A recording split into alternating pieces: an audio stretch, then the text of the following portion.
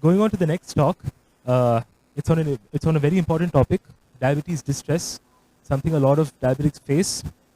It's titled Diabetes Distress, the Hidden Burden Beyond Blood Sugars. And to chair this talk, I'd like to invite on stage Dr. Vinod Babu, consultant physician and diabetologist at Dr. Mohan's Diabetes Center, Bengaluru, along with Dr. Shilpa Patel, consultant physician and diabetologist at Vaidya Medical College, Bengaluru. Thank you, sir. Thank you, ma'am.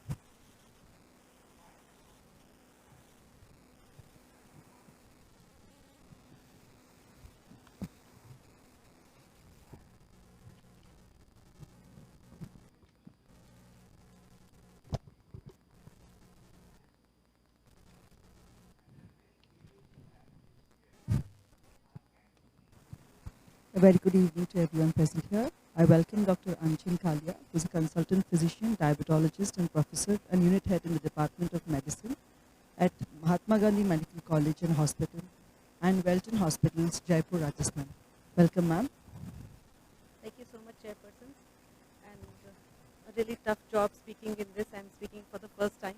I am not sure how loud I am, but if I'm okay, yeah? Okay, thank you so much. So I will be talking about a very interesting topic, diabetes distress. And let me start about this topic, about myself. So I have a very strong family history of diabetes, and let me tell you how stress starts.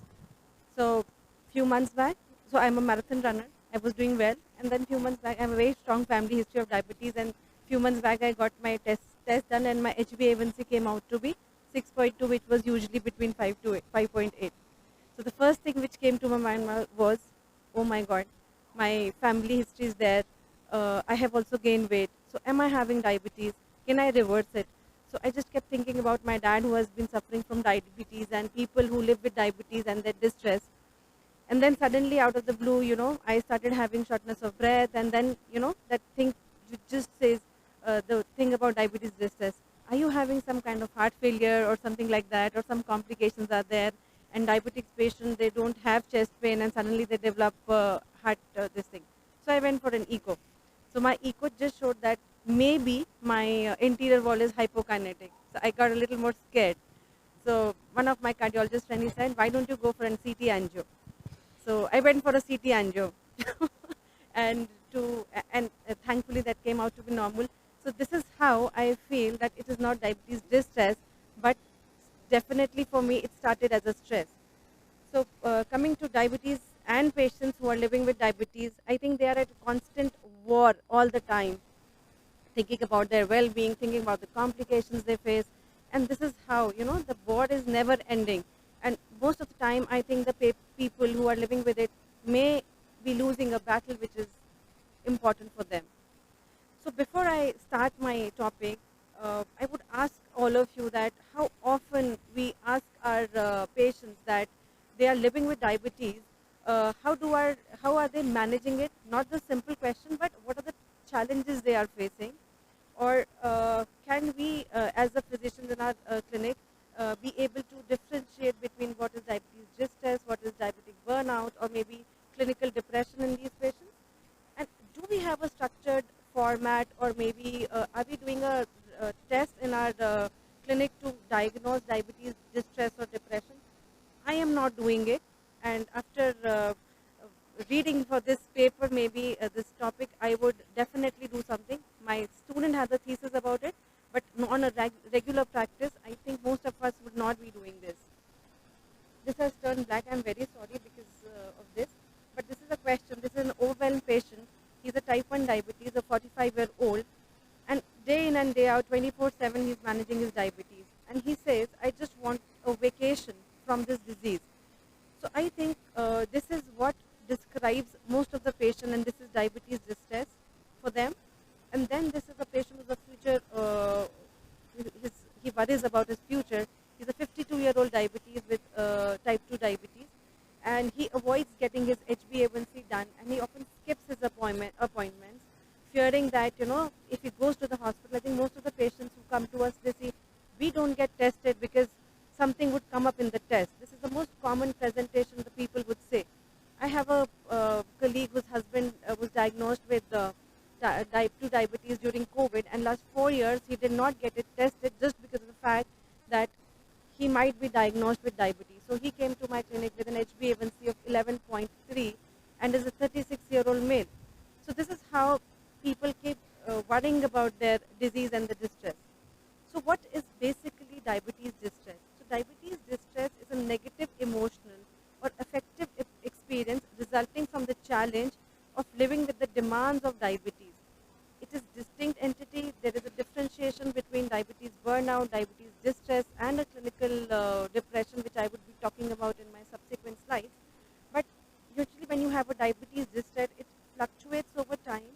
It has a peak at diagnosis. It changes when you change the regimen of the patient, or you tell them something new, or some new complication comes up. So this is how it keeps changing in patients who have diabetes distress. And what is diabetes burnout? So it's a physical or emotional exhaustion from continuous distress of diabetes and self-management efforts. So there's a little bit of difference between these two. Diabetes distress is an emotional problem, and burnout is an exhaustion which a patient feels by continuously worrying about themselves. So how common it is? So according to all the randomized control trials, every 1 in 4 patients with type 1 diabetes, every 1 in 5 patients with type 2 diabetes, and every 1 in 20 patients for type 2 diabetes who is not on insulin. So these patients, 1 in 5 type 2 diabetes who are on insulin. So this is how common it is, and we fail to address this in our clinical practice. So why is it important? So it's basically a 24/7. People who live with diabetes, most of us would be suffering from it. Some kind of chronic disease. Our relatives would be suffering from it. Our parents would be there who would be having type 2 diabetes. So it's a constant challenge. It's a 24/7 reality. Patient keeps worrying about their future complications.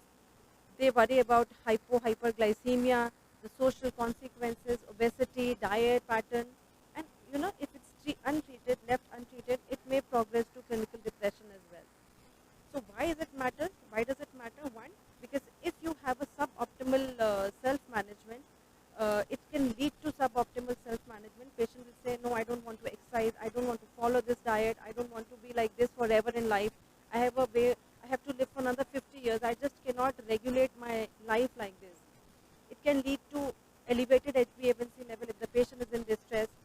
He can have more severe episodes of hyperglycemia, and obviously the impaired quality of life.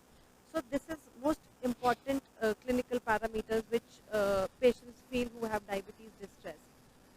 So when there are a number of studies, and I found out almost 41 randomized control trials which showed that if you counsel a patient, not just educational intervention, but a psychological intervention, then these patients would have a much better daily quality of life. So what is the difference between distress, diabetes burnout, and clinical depression? So the core feeling in a patient of diabetes distress is of frustration and worry, whereas in a diabetes burnout, patient feels powerless, apathetic towards his environment, and feels a kind of exhaustion. And likewise, the clinical depression is something which is by global sadness or anhedonia. So what is the nature? So in diabetes distress, there is a rational emotional response to the relentless burden of daily management, while in diabetes burnout, the patient feels exhausted. And similarly, I think is a caregiver burnout also. So you have caregivers also who feel burnout. Like a patient with diabetes, they feel burnout. Likewise, is there caregivers who also feel that they are burned out. So the treatment focus in patients with diabetes distress is the diabetes care team which should take over, or the educators which are there. In diabetes burnout, likewise, the diabetes educator which is there can help. But I think in clinical depression, we should take the help of our colleagues. So what is about, how do you assess these patients and how do you manage these patients in your clinic? This is not visible, right? It changed here. It was not there in my laptop. So to begin with, I'll just read it out for you. So to begin with, at every appointment, ask the patient, create opportunities for the patients to express how they feel. So first is at every appointment, you have to create opportunity and ask them about their well-being. Then you have to mind the burden. Mind the burden means that you should not overwhelm the patient. You should always make their diet profile very simple, the exercise protocol very simple. Do not add too much of drugs, do not do polypharmacy. So the burden of taking so many pills also can be reduced and the patients can feel happy. Then there is a 7A model. This was, and this can be done in two phases. This is the basic concept of treating a patient with diabetes distress. So first is to identify the patient who have diabetes distress, and second phase is to support a person who experiences a diabetes distress. So it's a 7A model. So first is to arrange a follow-up care. You be aware. So first of all, it is in our this thing that we should be able to we should be aware that this patient is having diabetes distress. Then ask the patient about the diabetes distress, assess the patient for it, advise the patient, assist in developing a good collaborative framework, and if possible or if required, assign your colleague for a help. So this is how the 7A model works for diabetes distress.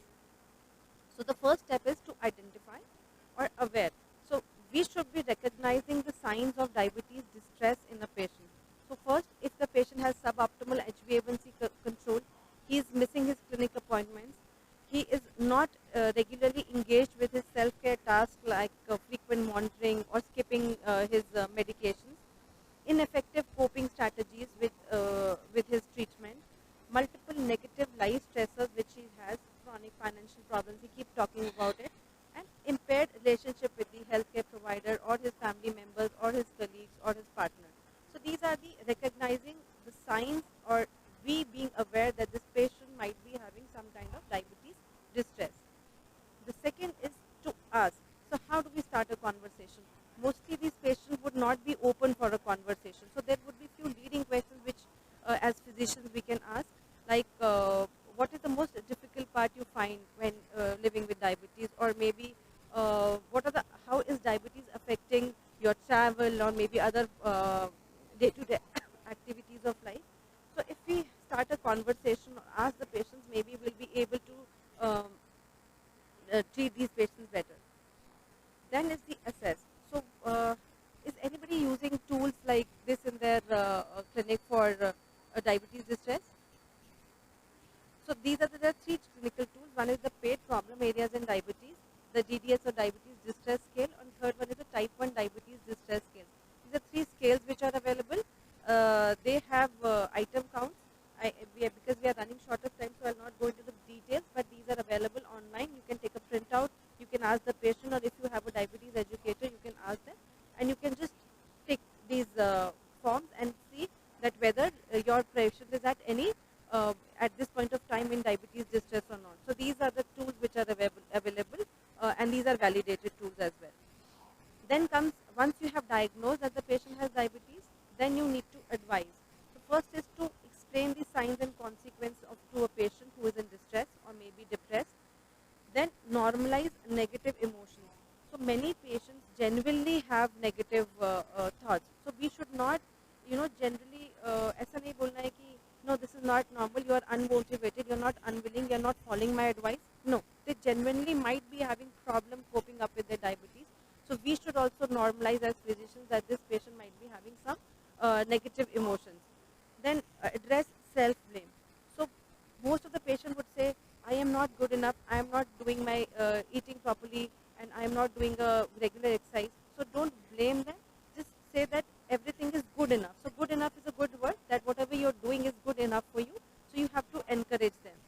And offer space, like I said, for questions and make a joint plan with them. Then next is the assist or assign. So would you want to assist these patients yourself, or would you like to assign these patients to a colleague of yours who's a psychologist? So you can take a path A or a path B, but most of the patients, because they are your patients, they would want you to communicate with them and not go to a different person. So most of the times, even when I say to a person that you need a clinical psychologist for, because you're not feeling well, they say, no, I want you to counsel us because you are a primary teacher. Most of the problems because of diabetes, and I think if you control my diabetes, I'll be okay. So there would be patients who would like to stick to you. So you can do that also, or you can maybe assign them to a specialist. So one important part is taking a safe break from diabetes, and this is an important slide. And what does this mean? That you can counsel your patient that you can monitor in a safe environment, or maybe in a stepwise manner, that you can maybe monitor your sugar well, or maybe there would be some cheat days just to make them more happy in a safe environment. Like you would know your patient better, you would know their diabetes status, so maybe you can give them a break from their regular monitoring, or maybe the self-care, so they may become a little bit better for themselves. As a sign, I have already told you, you can send your patients to a diabetes health professional, or maybe to a psychiatrist for more complex situations.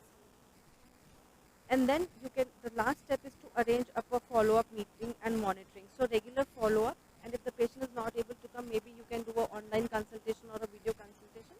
And then the most important part is that you can track scores over time, right? So tracking score, like if you have already done a paid score, you can do that again. So to end my talk, black line. Okay.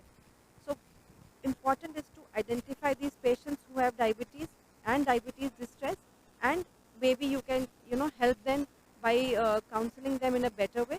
So identifying and treating is important in a patient with diabetes. A very thank you for your patient listening. I think this is a very good quote, you can read it. It's a very nice. Yeah, Thank thank you so you, Dr. Anchin, for handling such a complex topic, and especially at your first talk itself.